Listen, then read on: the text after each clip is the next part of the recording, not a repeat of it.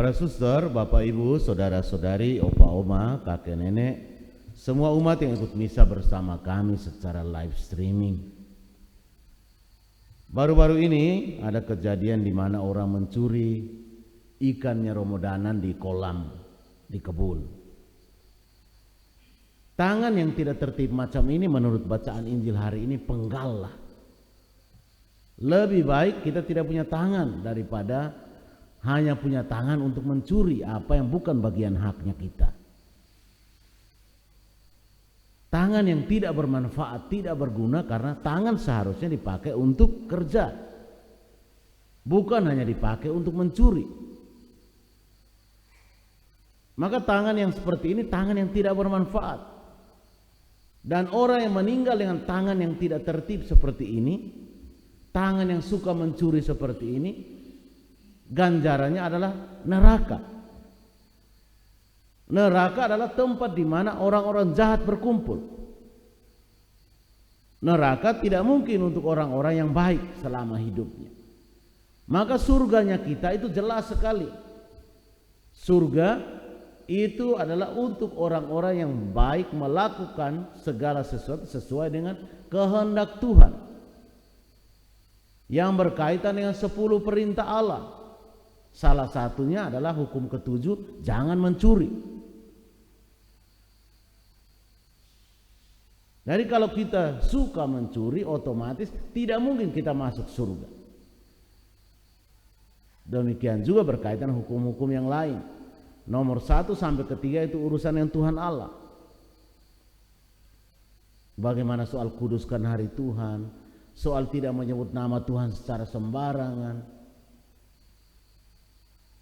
bagaimana mencintai Tuhan, mengasihi Tuhan yang sepenuh hati. Lalu bagaimana hukum yang keempat berkaitan manusia, diawali dengan cinta kepada orang tua. Hormatilah ibu bapamu. Bagaimana dengan hukum soal bagaimana mencintai pasangan, tidak ingin selingkuh,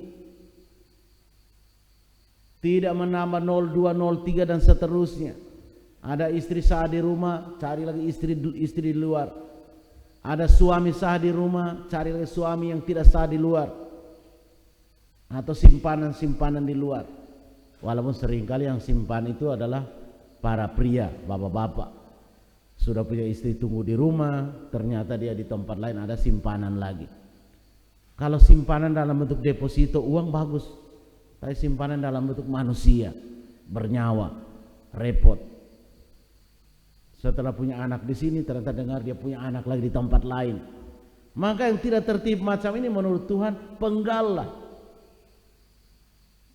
Mata yang tidak tertib cungkillah, kaki yang tidak tertib potonglah, dan seterusnya.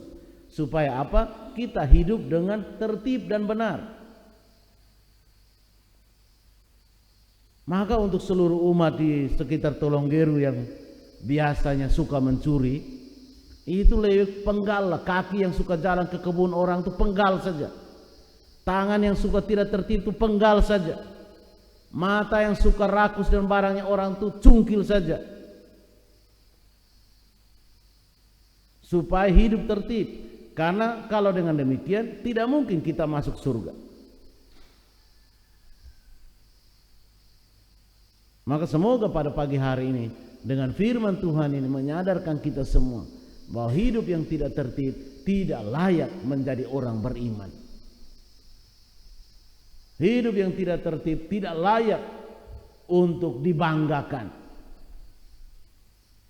Seringkali Romo kalau cerita-cerita, nanti Romo tanam ini kemiri. Oh Romo nanti jangan. Bahaya sekali, nanti orang akan banyak. Mereka tidak punya kemiri dan mereka jual kemiri. Karena kita membanggakan bahwa kita sudah biasa mencuri. Cerita dengan bangga bahwa kita orang Tolonggeru biasa mencuri. Tidak punya kebun, tidak punya kemiri tapi jual kemiri. Tidak punya pisang tapi panen pisang. Tidak punya mangga tapi panen mangga. Itu kita membanggakan sesuatu yang bukan haknya kita sebenarnya.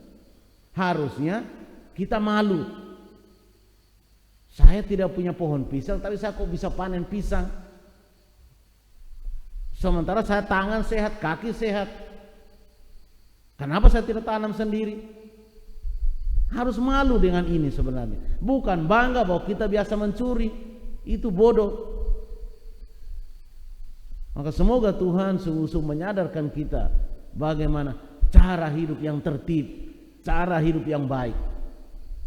Kerja keras, keringat bercucuran supaya layak makan cukup, layak hidup cukup, hidup sejahtera karena kita kerja keras, bukan karena mencuri. Semoga Tuhan memberkati kita. Amin. Amin.